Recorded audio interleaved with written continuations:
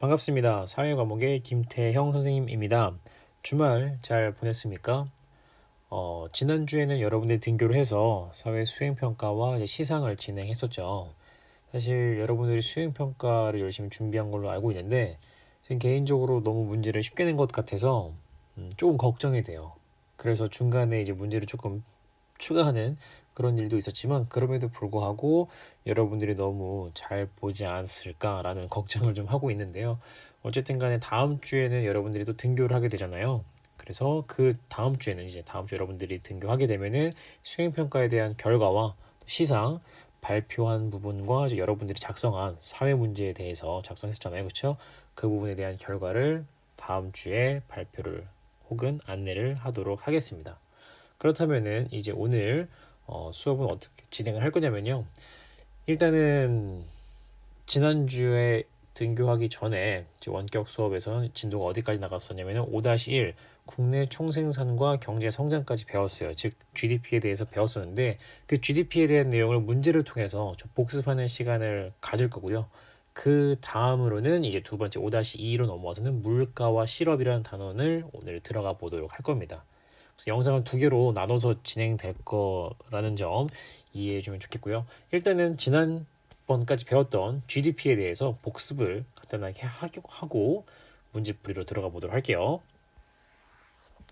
교과서 이제 85쪽에 대한 내용을 좀 볼게요. 85쪽 보면은 선생님이 GDP에 대한 부분 이렇게 줄 쳐달라고 했었어요. 그렇죠? 그리고 웬만하면은 요 이제 GDP 표시한 부분을 의미를 통째로 외워주기를 이제 추천한다라고 했었는데 한번 같이 읽어보도록 하겠습니다.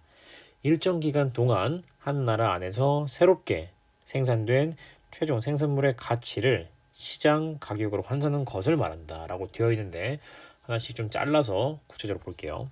일단 일정 기간이란 말은 무슨 뜻이냐라고 한다면은 대체로 1년, 2020년에 대한 GDP를 보고 싶다면은 2020년에 생산된 그 1년 정도의 기간을 정한다는 뜻이 되겠고요. 두 번째로는 한 나라 안에서 요게 이제 좀 헷갈릴 수도 있겠지만 한 나라 안에서 즉 그 나라 국경 안에서 생산된 것이면 상관없다는 거예요. 그래서 이 한 나라 안에서 외국인이던 아니면 한국 사람이건 상관없이 국적과 상관없이 그 나라 안에 국경 안에서 이루어졌다면은 그거는 GDP에 포함한다라고 이해하면 되겠고요. 세 번째로는 그 해에 새롭게 생산된 것만 포함한다. 즉 중고 제품의 거래는 포함시키지 않는다. 중고 제품에 대한 그 제품에 대한 그 거래는 이미 중고품이 생산될 그 당시에 그 해에 GDP로 포함되기 때문에 이 부분은 포함시키지 않는다라고 보면 되겠죠.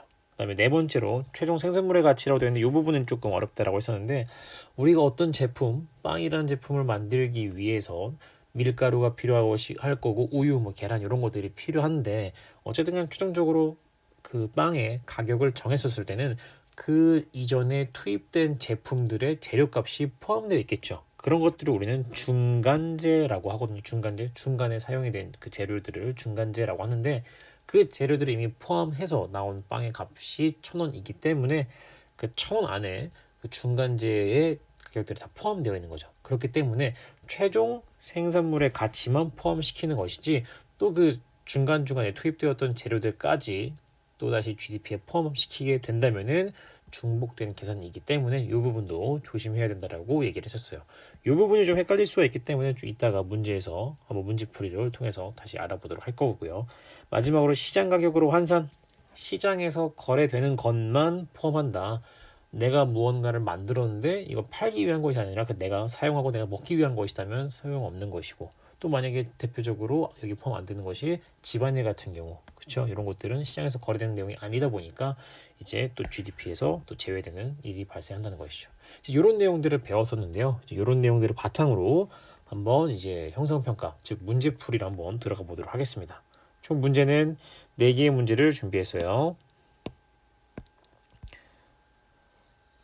네, 선생님이 좀 지웠는데 다시 한번 처음부터 보도록 하겠습니다. 이 문제는 선생님이 공지사항에 PDF 파일로 올려드리도록 하겠습니다. 그래서 필요하신 분들은 뭐 다운받아서 보면 될 것 같고요. 이제 첫 번째 문제 보도록 하겠습니다. 아이고. 국내 총생산에 대한 설명으로 옳지 않은 것은 이라고 나와 있는데 천천히 그 우리가 지금 배운 내용, 복습한 내용 바탕으로 천천히 한번 살펴보도록 하겠습니다. 첫 번째 1번 시장에서 거래된 것만을 대상으로 한다라고 되어 있어요. 이거 맞겠죠? 시장에서 거래된 것만 포함하고 거래되지 않은 것은 뺀다라고 했기 때문에 1번은 해당 사항이 없어요. 그러니까 옳은 설명이기 때문에 이렇게 좀 지워볼게요. 2번 국가 전체의 생산 규모를 파악할 수 있는 지표다라고 했었어요. 국가 전체의 이거를 생산 규모를 파악할 수 있는 지표다. 우리 요거 하면서 우리 국민 경제 지표 얘기하면서 뭐 국민 소득, 경제 성장률, 뭐 물가 상승률 뭐 이런 얘기했었는데 어쨌든 간에 국가 전체 생산 규모를 파악할 수 있는 지표, 즉 GDP가 맞겠죠. 그래서 이것도 옳은 설명이 되겠고, 세 번째 일정 기간 동안 생산된 재화와 서비스. 일정 기간이란 말 중요하겠죠. 그래서 대체로 1년. 그래서 이거 상관없겠고요. 옳은 설명이 되겠고요.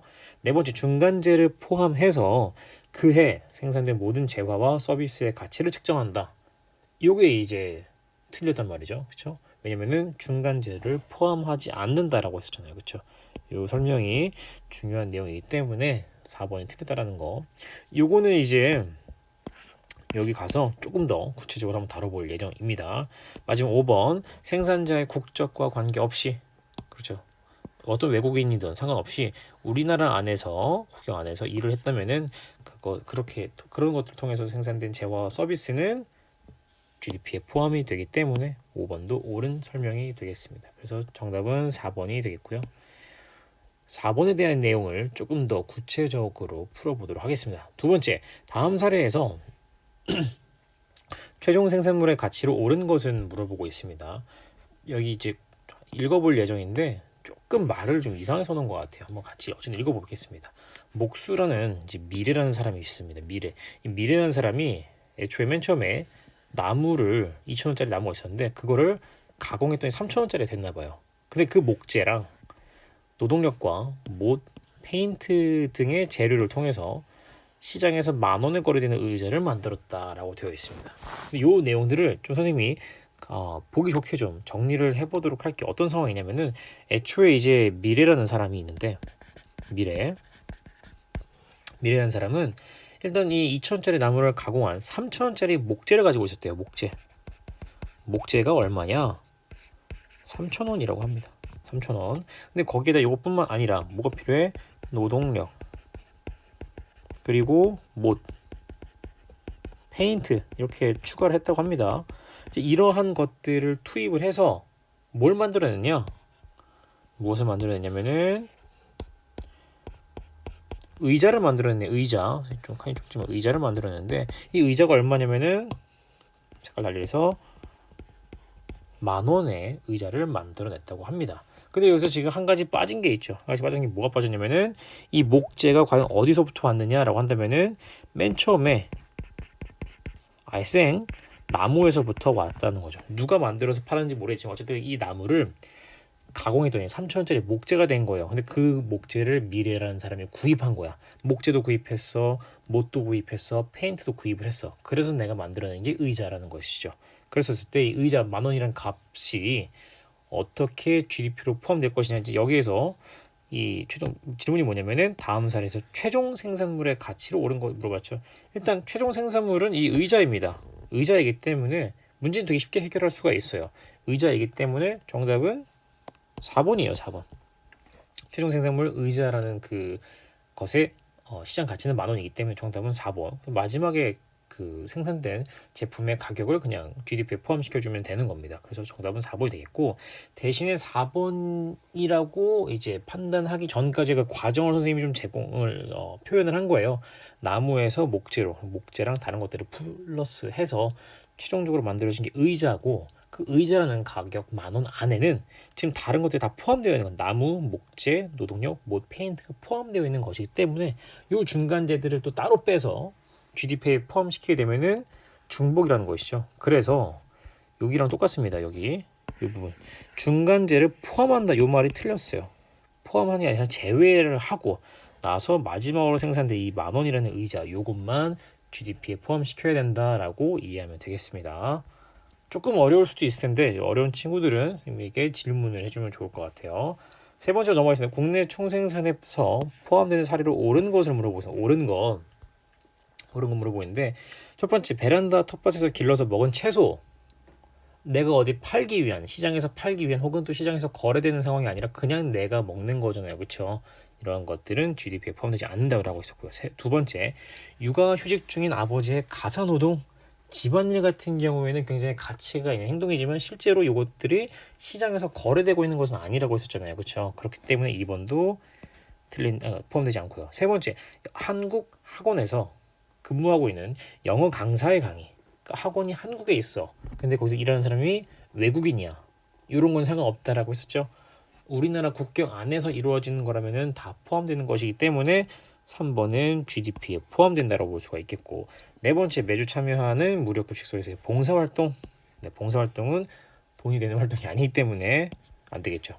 다섯 번째, 미국 메이저리그에서 활약하는 우리나라 국적의 야구 선수의 경기. 예를 들어서 뭐 류현진 선수가 있을 텐데 여러분들 알지 모르겠지만 이 선수가 이제 외국에서 활동하고 있는데 어쨌든 이거는 미국에서 벌어지고 있는 활동이기 때문에 GDP에 포함이 되지 않습니다. 그래서 정답은 3번이 되겠고요. 그래서 이렇게 풀어주면 되겠고, 마지막 국내 총생산의 한계점을 좀 이야기를 해보도록 할게요. 근데 이제 한계점이 굉장히 여러 개가 있는데 이제 이 상황에 이 내용이 지적하는 한계점을 찾아야 됩니다. 한계점 여러 개가 있는데 이 내용이랑 관련이 있어야 돼요. 첫 번째, 교통사고 나면은 인명과 차량 피해가 발생합니다. 그렇죠? 그런데 인명 피해, 차량 피해 발생하게 되면은 병원에서는 진료를 봐야 될 것이고 자동차 정비소는 수리를 해야 될 거 아니에요, 그렇죠? 근데 이런 것들을 포함시키다 보면 GDP는 올라가죠. 근데 실제로 좋은 일은 아니죠, 그렇죠? 사고 난 것이 좋은 일은 아니지만 사고로 인해서 우리나라 GDP가 올라가는 상황이 발생하긴 합니다. 지금 첫 번째 경우 같은 경우. 두 번째, 노동 시간이 단축이 돼서 우리 몇 시간, 48시간, 52시간 일을 해야 된다 이런 거. 어쨌든 간에 노동 시간이 단축돼서 여가가 늘어나게 되면은 행복감은 증대했어요. 그런데 여가의 가치는 국내 총생산에 반영되지 않는다는 것이죠. 이해됩니까? 조금 삘들어져서 이쁘게 다시 해보도록 할게요. 이게 불편해졌어. 노동시간이 단축된다는 것은 돈을 좀 덜 번다는 건데, 돈을 좀 덜 번다는 것은 GDP가 조금 감소한다는 얘기죠. 하지만 실제로 돈 좀 덜 벌고 나의 혼자만의 여가 시간을 즐긴다면 그건 굉장히 좋은 일일 텐데, 이런 것들은 GDP가 잡아주지 못한다는 거죠. GDP에 포함되지 않는다는 얘기가 되는 거겠죠. 그렇죠? 그래서 4번에서 하고 있는 내용은 뭐냐? 지하경제의 거래 규모를 알려주지 못한다. 이 지하경제랑 사실 상관없네요. 마약 이런 내용 아니고. 두 번째, 개별 국가의 생산 능력을 나타내지 못한다. 이거랑은 전혀 상관이 없는 것 같아요. 네, 상관이 없는 내용 같고. 세 번째, 국민 소득 불평등. 이것도 여기랑 상관없는 내용이 되겠고요. 4번, 외국인이 국내에 투자한 가치를 포함하지 않는다. 여기 투자에 대한 내용 나와 있는 거 아니고. 마지막, 국민의 복지 수준의 차이는 정확한 지표가 되기 어렵다. 이 내용이 맞을 것 같아요. 복지 수준을 정확하게 체크하지 못한다. 그래서 정답은 아마 5번이 되지 않을까. 물론 5번 되지 않을까가 아니라 5번이에요, 정답이. 그래서 이렇게 풀어주면 되겠습니다. 그래서 이 정도로 해서 지난 5-1 국내 총생산과 경제성장에 대한 복습을 이렇게 마치고 두 번째 영상으로 한번 만나보도록 하겠습니다. 네,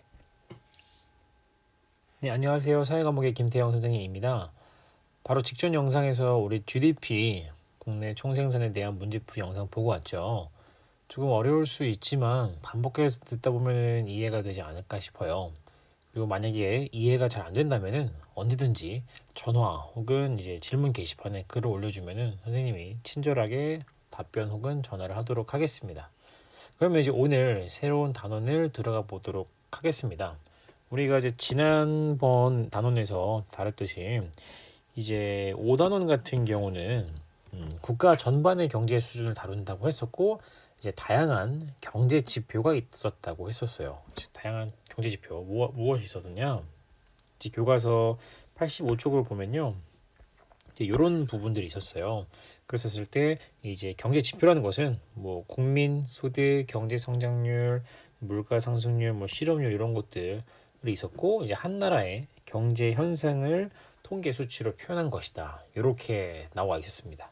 그런데 이제 그 중에서 우리 여기 물가 상승률 실업률 써 있는데 그 중에서 우리 5단원 중에 2단원 같은 경우는 물가와 실업률 이런 거를 다루고 있습니다. 근데 아마 오늘은 시간 관계상 이 물가 하나 먼저 배우면 될 것 같습니다. 그래서 이제 88페이지 내용 한번 좀 살펴볼 건데 이제 그림을 조금 보면요. 이제 뭐 가격 정리하고 있는데 월급은 그대로인데 많이 올랐다 가격들이. 뭐 자기가 사 먹는 간식 학용품도 많이 올랐다. 물가가 올랐다 이런 얘기하고 있어요. 그래서 이제 물가 올라서 굉장히 이제 슬퍼하면서 월급이 줄어드는 기분이라고 이렇게 얘기를 하고 있습니다. 사실 우리가 물가가 올랐다라는 말은 굉장히 자주 쓰는 말이고요. 뉴스에서도 많이 들어봤을 겁니다. 그리고 이 물가가 올랐다라는 말은 우리들에게 그렇게 기쁜 소식이 아니라는 것도 알고 있어요. 그렇죠? 오늘은 그처럼 이제 이처럼 물가가 올랐다는 말들은 많이 들어봤겠지만 그에 대한 조금 더 자세한 내용들을 한번 살펴보려고 합니다. 그래서 다음 페이지 바로 넘어가 보도록 하겠습니다. 다음 페이지. 이제 보면 이제 이 부분 물가의 의미. 오늘 이제 물가에 대한 이야기를 좀 해볼 건데 한번 볼게요. 일단 물가의 의미. 다양한 상품이 거래되고 있습니다. 그래서 어느 시점에서 가격 오른 상품이 있는가 하면 내려가는 상품도 있겠고요. 이와 같은 상품의 가격 변화는 우리 가게, 집들의 소비 활동, 기업들의 생산 활동 뭐 큰 영향을 미치겠죠. 따라서 어떤 상품의 가격 변화를 파악하는 것은 국민 경제의 안정적인 성장을 위해서 반드시 필요하다. 즉 상품 가격 변화를 좀 파악할 필요가 있다. 국가 차원에서. 오케이, 여기까지 오케이.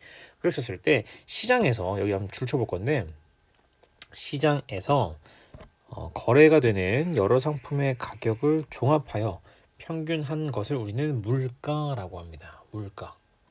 오케이. 시장에서 여러 상품, 그러니까 상품들의 가격이 굉장히 이게 상품들이 여러 개가 존재하잖아요. 뭐 햄버거, 뭐 피자, 뭐 떡볶이 아니면 뭐 펜, 샤프, 연필, 지우개 이런 것들 굉장히 여러 가지 상품들이 있는데 그러한 상품들의 가격을 우리가 종합을 해서 평균적으로 낸 것을 우리가 물가라고 합니다. 그리고 이 정부는 이런 물가의 움직임을 한눈에 알아볼 수 있도록 이제 물가 지수를 작성한다고 됩니다. 물가 지수를 작성한다. 물가 지수적인 내용 잠깐 살펴보면은 어떤 기준 시점, 즉 우리가 이제 뭐 2020년 혹은 2019년 이런 거 봤을 때 기준 시점의 물가를 100으로 했을 때 비교 시점의 물가 수준을 나타낸 것이다. 예를 들어서 물가 지수가 110이라면은 이는 기준 연도에 비해서 물가가 10% 상승했다고 보는 것이다. 만약에 기준을 2019년으로 잡았습니다. 2019년에 우리 기준 잡아서 물가 지수를 100으로 잡았었는데 2020년 됐거든요. 근데 물가 지수가 110이라고 나왔네요. 이 얘기는 무슨 얘기냐면은 2020년에 물가가 작년에 비해서 약 10% 정도 올랐다라고 보는 거죠. 이런 내용을 얘기하는 거고요. 어쨌든 뭐 그 중에서 현재 우리나라에서 작성 중인 대표적인 물가 지수에는 이제 소비자 물가 지수 그리고 이제 생산자 물가 지수 이렇게 있다라고 보면 되어 있습니다. 여기서 핵심은 물가의 의미가 무엇인지를 파악하는 게 중요할 것 같아요. 여기 이제 뭐 물가 지수, 뭐 생산자 물가 지수, 소비자 물가 지수 이런 거 외우는 것보다 그냥 물가가 이런 뜻이구나라고 이해하면 좋을 것 같아요.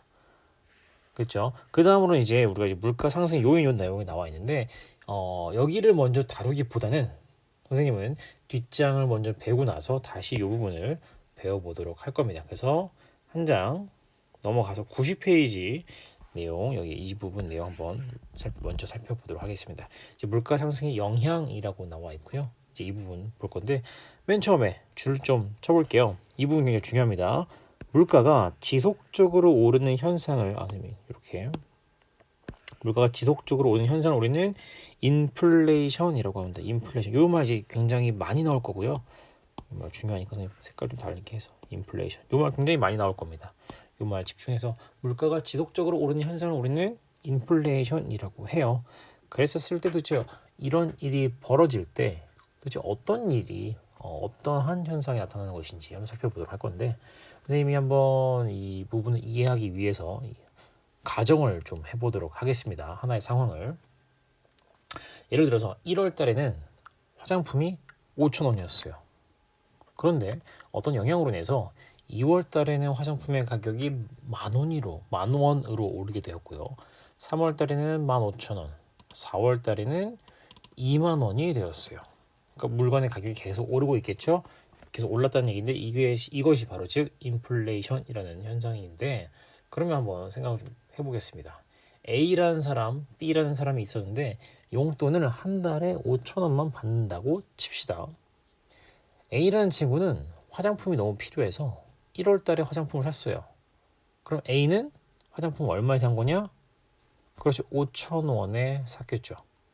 그런데 B라는 친구는 별로 급하지 않아서 화장품을 안 사고 있었어요. 그러다가 이제 4월 달이 돼서야 화장품을 사려고 했는데 보니까 화장품의 가격이 2만 원이네요. 그렇죠? 그럼 이 B라는 친구는 화장품 얼마에 구매한 거야? 그렇죠. 4월 달에 2만 원을 주고 구매를 한 거예요. 만약에 여러분들이 B와 같은 상황이라면 기분이 나쁘겠죠. 짜증나겠죠. 그렇죠? 왜냐하면은 1월 달에는 5,000원을 내고 화장품을 하나 살 수 있었는데 4월 달이 되니까 이제 5,000원은 화장품을 살 수 없는 돈이 돼버린 거고, 이제 화장품 하나 사려면은 5,000원이 아니라 2만 원을 내야 하니까 굉장히 기분이 안 좋을 거란 말이죠. 물가가 상승함으로 인해서. 그렇죠. 여기까지는 이해가 되겠죠? 그러면 이렇게 물가가 지속적으로 상승하고 있는 인플레이션이 발생하면 여기 한번 줄을 쳐볼게요. 인플레이션이 발생하면은 화폐의 가치가 하락한다. 즉 기존의 5,000원으로는 화장품을 하나 살 수가 있었겠지만 물가가 계속 오르다 보니까 이제는 5,000원으로 화장품을 살 수가 없네요. 즉 5,000원의 가치가 예전보다 떨어졌다는 뜻이 되겠죠. 즉 그래서 여기 화폐의 가치가 하락해서 일정한 금액으로 살 수 있는 재화와 서비스의 양이 줄어든다라고 보면 되겠습니다. 됐죠? 그러면 우리가 현명하게 경제 활동하려면요, 5,000원이란 돈을 그냥 자기 주머니에 갖고 있는 게 좋은 건가? 과연 아니면 빨리 물건을 사버리는 게 좋은 건가? 그렇죠. 물건을 빨리 사버리는 게 좋겠죠. 왜냐하면은 물가가 계속해서 오르기 때문에 시간이 지나면 지날수록 내 주머니에 있는 돈의 가치는 떨어질 거란 말이죠. 빨리 이 돈으로 무언가를 사버리는 게 나아요. 물가가 더 오르기 전에. 맞습니까? 그랬을 때 이걸 선생님이 필기로 조금 정리를 해볼게요. 그러면 어떻게 정리하느냐? 이렇게 해볼게요. 첫 번째 사례로 화폐 보유자 혹은 비교 대상으로 실물 보유자, 물건 같은 걸 얘기하겠죠. 그럼 화폐 보유자 같은 경우에는 계속 돈만 갖고 있었어요. 이런 친구들은 불리해지겠죠. 대신에 물건을 소유하고 있는 친구들 같은 경우에는 유리해지겠죠. 계속 5,000원을 주머니에 갖고 있는 것이 아니라 그 돈으로 그냥 차라리 빨리 화장품을 샀다면 훨씬 유리해질 거라는 거죠. 요거를 한번 정리를 해보는 거겠죠. 그렇죠? 그래서 요즘 또 부동산 시장 보면은 집을 많이 살려고 하잖아요. 그렇죠? 이제 그런 것처럼 여기 조금 내용 보면은 정해진 봉급이나 연금으로 생활하는 사람들 혹은 은행에 예금을 하는 사람들은 불리해지겠죠. 왜냐면 이제 화폐 가치가 떨어지고 있으니까, 물가가 계속 상승하다 보니까. 반면에 상대적으로 건물, 토지 등과 같은 실물 자산을 갖고 있었던 사람들은 유리해지겠죠. 물건을 갖고 있던 사람들은 유리해진다. 이 내용이 이제 여기에 해당한다고 보면 되겠습니다. 그렇죠? 두 번째로 가겠습니다. 두 번째 상황. 이제는 돈을 빌린 사람과 돈을 빌려준 사람, 이 내용을 좀 해볼 건데 천천히 설명을 해보도록 하겠습니다. 돈을 빌린 사람을 우리는 채무자, 돈을 빌려준 사람을 채권자라고 해요. 빚을 갚을 의무가 있는 사람에서 돈을 빌린 사람, 돈을 이제 빌려준 사람 같은 경우는 빚에 대한 권리를 갖고 있는 사람에서 이제 채권자, 이렇게 얘기를 하는데, 어쨌든 간에 이제 물가가 점점 상승하다 보니 우리가 기존에 5,000원을 가지고 할 수 있는 게 아무것도 없어졌어요. 그러다 보니 아마 부모님들은 여러분들의 용돈을 더 많이 올려줄 거예요. 왜냐하면은 5,000원을 가지고 할 수 있는 게 없으니까요. 그렇죠? 그래서 이제 한 달 용돈을 만약에 2만 원으로 올려줬다고 칩시다. 이제 이 정도는 받아야지 화장품 하나 살 수가 있으니까요. 여기까지 이해되겠죠? 이제 물건의 값이 비싸지다 보니까 용돈도 늘어날 것이고 회사에서 주는 월급도 늘어날 것이에요. 어느 정도는. 그런데 A라는 친구가 B라는 친구에게 5천 원을 옛날에 빌렸어. 이제 갚을 때가 됐거든요. 그런데 이 5천 원이 이제는 옛날에 비해서 값이 이제 가치가 떨어지게 된 거죠. 그러면 갚는 사람이 기분이 좋겠어요? 아니면 돈을 빌려준 사람이 기분이 좋겠어요? 조금 더 한번 설명을 덧붙여 볼게요. 옛날에는 5천 원이 참 귀중한 돈이었는데 이제는 5천 원이 너무 흔해. 그러면 돈을 갚는 사람이 기분 좋겠어요? 돈을 빌려준 사람이 기분 좋겠어요? 그렇죠. 돈을 갚는 사람 입장에서는 5천 원만 돌려주면 돼요. 옛날에는 참 귀한 돈이었지만 이제는 그렇게 가치 있는 돈이 아니에요. 5천 원이. 그러니까 굉장히 돈을 갚는 사람이 좋겠죠. 돈을 빌린 사람이. 그래서 이 두 번째 내용을 좀 정리하자면요. 검색을 해서 두 번째 내용 정리하면은 돈을 빌린 사람, 이제 이 사람을 채무자라고 하는데 돈을 빌린 사람이 유리해지고요. 돈 빌려준 사람,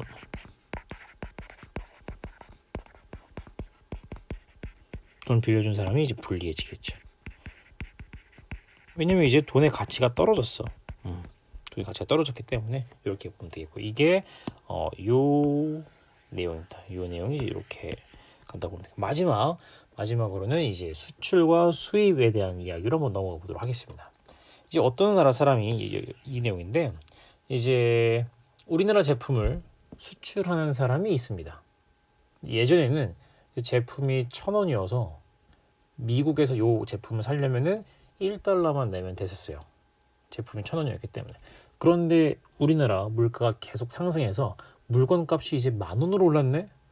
그럼 미국 사람이 이걸 사려면 10달러를 내야 돼요. 옛날에는 1달러만 내면 됐는데. 그러면 수출이 늘겠어요? 줄겠어요? 당연히 줄겠죠. 왜냐면 우리나라 물건 값이 비싸졌으니까 미국 사람들이 별로 안 사고 싶겠죠. 그래서 수출업자는 불리해진다라고 보면 되겠어요. 수출업자는 불리해진다. 여기도 이제 색깔을 좀 달리해서 수출업자는 불리해집니다.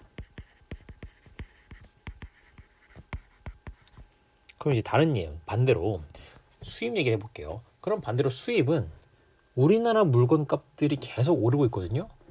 근데 외국의 물건은 가격이 그대로네요. 그럼 우리나라 사람들이 우리나라 물건 안 사고 외국 물건을 수입해서 사겠죠? 그렇다면은 수입업자 같은 경우에는 어떤 일이 벌어져요? 그렇죠. 유리해진다고 볼 수가 있겠죠. 그래서 이 내용이 이제 3번 동그라미 3번의 내용으로 가면 되겠습니다.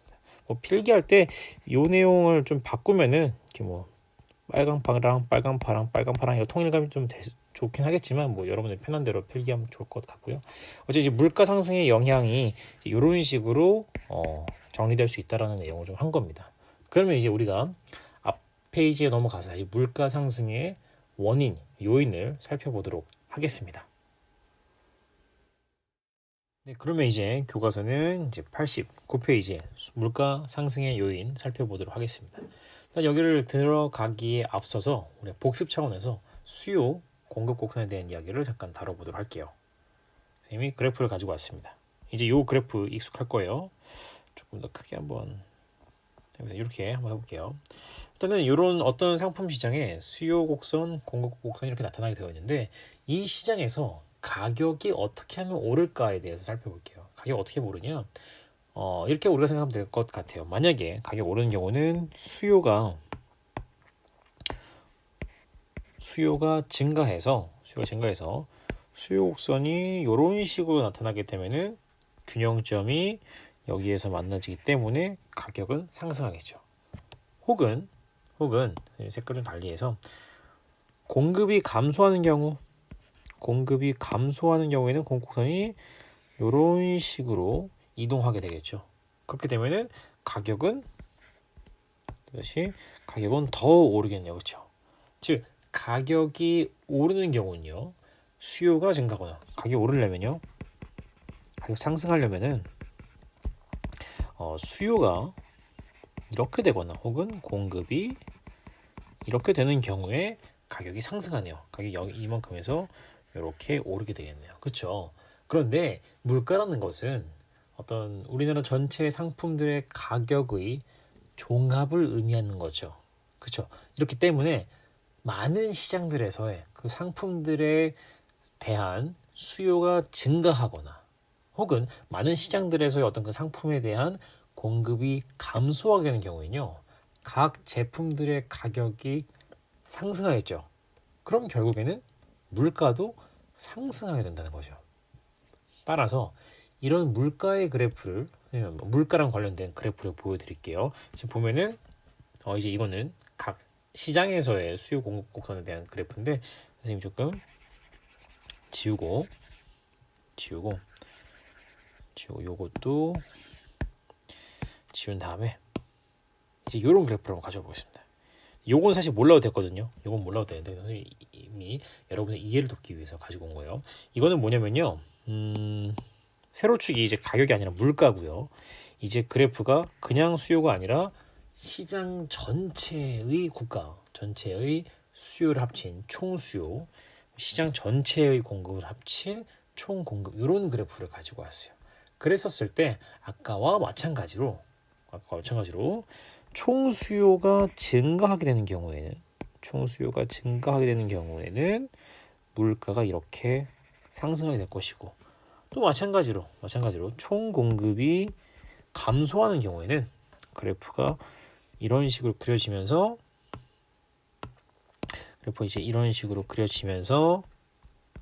또 가격이 오르게 되겠죠. 어쨌든 근데 물가가 상승하려면은 역시나 총수요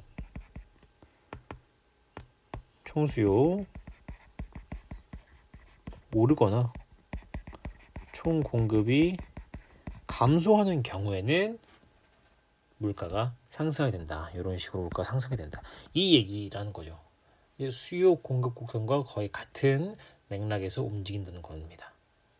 여기까지 좀 이해가 됐으면 좋겠는데 선생님이 이제 교과서 내용 같이 보면서 접근해 보도록 하겠습니다. 이 그래프는 사실 몰라도 돼요. 고등학교 수준이긴 한데 여러분들 이해를 돕기 위해서 가지고 온 거고요. 어쨌든 간에 한번 줄을 쳐보도록 하겠습니다. 일반적으로 동그라미 1번 물가가 언제 상승하느냐? 경제 전체의 수요가 경제 전체의 공급보다 많게 되는 경우에는 물가가 상승한다. 즉 수요가 공급보다 많은 경우에는 물가 상승한다. 방금 했던 거죠. 수요가 늘어나는 경우에 이런 일이 벌어진다는 것이죠. 그 다음에 두 번째로는 임대료 국내 원자재 가격이 상승해서 생산비가 오를 경우에도 물가가 상승할 수 있다. 우리가 공급이 감소하는 경우 중에서 이 원자재 가격이 오르는 경우에는 이 공급이 감소한다라고 배웠었거든요. 그래서 지금 1번 같은 경우에는 수요가 이렇게 올라가는 거고요. 이거는 이제 공급이 감소하는 이런 상황이라고 보면 되겠습니다. 그래서 수요가 증가하면 총수요가 증가하게 되면은 이제 물가가 상승하는 것이고 혹은 총 공급이 감소하게 되면은 물가가 상승한다. 이렇게 보면 되겠고요. 세 번째로는 시중에 공급되는 통화량이 많아지면 소비 투자 활발해지고 화폐 가치가 하락해서 물가가 상승한다. 요거는 역사 시간에 배웠던 것 같아요. 당백전 흥선대원군 같은 1학기 때 여러분들이 1학기 때 흥선대원군이 막 돈이 모자라서 막 돈을 막 풀었어. 돈의 가치가 많이 떨어지잖아요. 그렇죠? 그걸 우리는 통화량이에요. 통화량. 한 나라에서 실제로 사용되고 있는 화폐의 양을 통화량이라고 하는데 통화량이 많아지게 되면은 화폐 가치가 많이 떨어지겠죠. 돈이 너무 흔해지니까 이제 이러한 경우들 같은 경우 이런 일이 발생하면은 물가가 상승하게 된다라고 보면 되겠습니다. 됐죠? 그래서 했을 때 사실 요 내용은 그냥 몰라도 되겠습니다. 너무 어려운 내용이어서 요 내용은 몰라도 되고요. 선생님이 줄친 내용들만 이해하면은 이런 일들로 물가가 상승하는구나 이렇게 이해하면 될 것 같아요. 됐죠. 이러한 요인들로 인해서 물가가 상승하고 이 요인들은 우리가 수요 공급 곡선에서 가격이 오르는 현상과 거의 비슷하다고 보면 되겠습니다. 이제 이런 요인들을 통해서 물가가 상승하고 물가가 상승하게 되면은 이런 일들이 벌어진다. 그래서 마지막으로 어떻게 하면 물가를 안정시킬 수 있는가 이 정도까지만 하고 넘어가면 오늘 마무리할 수 있을 것 같습니다. 일반적으로 인플레이션은 국민의 정상적이고 건전한 경제 활동을 어렵게 해서 경제 성장을 저해할 수 있습니다. 그렇죠. 물가가 많이 오르게 되면은 국민들의 삶이 힘들어지겠죠. 그래서 어떻게 물가 안정을 위해서 노력할 것이냐. 예를 들어서 인플레이션이 우려되는 경우에는 정부는 재정 지출을 줄이고 조세를 늘린다. 재정이라는 것은 이제 돈을 얘기하는 건데 그래서 자꾸 나라가 돈을 푸는 거예요. 이게 뭐 복지 정책을 통해서 뭐 이런 거죠. 예를 들어서 코로나로 인해서 경기가 너무 다운돼 있어. 그랬었을 때 각 가정마다 100만 원씩을 지급해. 왜 지급하겠어? 돈을 좀 쓰라고. 그 얘기는 뭐예요? 우리나라의 통화량이 증가한다. 시중에서 사용되고 있는 돈이 증가하는 거겠죠. 만약 이런 재정 지출을 하게 되면 사람들이 소비를 늘리게 되겠죠. 수요가 늘 테니까. 그러면 물가가 상승하게 되는데 이러지 말고 정부가 돈을 쓰는 것을 좀 줄이고 오히려 국민들의 세금을 좀 걷자라는 얘기죠. 이제 이게 바로 첫 번째 어떤 노력을 하고 있느냐? 돈을 풀지 말고 오히려 돈을 걷어라 이런 거겠죠. 그 다음에 중앙은행은 여기 정부라는 말인데 어쨌든 두 번째 중앙은행은 우리나라로 치면 한국은행인데요. 중앙은행은 통화량을 줄여서 시중 이자율을 높이는 해서 물가를 안정시키고자 한다. 만약에 이자율이 높다라는 것은 내가 은행에다가 돈을 이제 저금해두면은 그 이자를 많이 받는다는 얘기예요. 그럼 내가 만약에 돈을 은행에 넣어놨었을 때 한 10년 뒤, 뭐 1년 뒤, 5년 뒤, 10년 뒤에 받을 돈이 많아져요. 그러면 지금 현재 돈을 쓰는 것보다 은행에다가 돈을 넣어두는 게 좋겠죠. 그러면 시중에는 통화량이 감소하겠죠. 시중에서 사용되는 돈의 양이 줄어들므로 인해서 이걸 통해서 물가가 좀 안정될 수도 있겠구나라는 얘기고요. 마지막 세 번째는 그냥 조금 뻔한 내용인데요. 기업은 경영과 기술 혁신을 통해서 생산의 효율성을 높이고 소비자는 합리적인 소비 생활을 통해서 물가 안정에 기여할 수 있다. 이건 기본적인 내용이라고 보면 되겠습니다. 그래서 지금 오늘 물가에 대한 내용을 좀 정리해 볼 건데 이 부분은 시간 관계상 다음 주에 풀어야 될 것 같고요. 사실 이 내용 그냥 그대로 된 내용이어서 안 풀어도 될 것 같긴 한데 어쨌든 오늘 정리해 보도록 하겠습니다. 이제 물가에 대한 이야기를 했어요. 물가에 대한 이야기 했는데 물가란 이런 내용이구나. 그랬었을 때 물가가 오르게 되면은 참 이렇게 되는구나. 어떤 사람은 유리해지고 어떤 사람은 불리해지는구나. 그런데 이런 일이 왜 벌어지냐? 이런 일들로 인해서 벌어졌고 이런 것들을 막기 위해서는 이러한 자세를 우리가 가져야겠구나라고 보면 되겠습니다. 이렇게 해서 오늘 이제 물가랑 관련된 단어를 마무리하고요. 다음 단어 같은 경우에는 우리가 실업에 대한 얘기를 좀 해볼 겁니다. 그래서 오늘 수업은 이렇게 마무리하겠고요. 굉장히 어려웠을 텐데 잘 따라오느라 고생했고 다음 시간에 우리가 다시 만나도록 하겠습니다. 네, 고생했습니다.